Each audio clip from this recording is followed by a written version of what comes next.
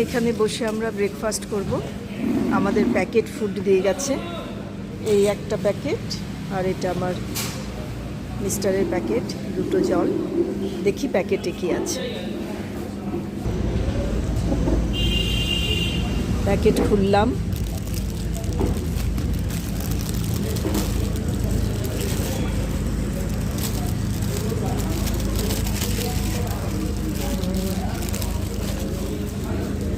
Dal puri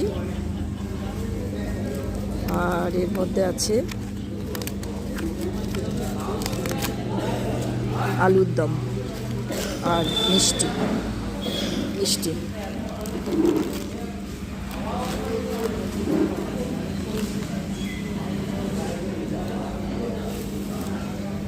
mister ওদিকে খাচ্ছেন, আমিও শুরু করি।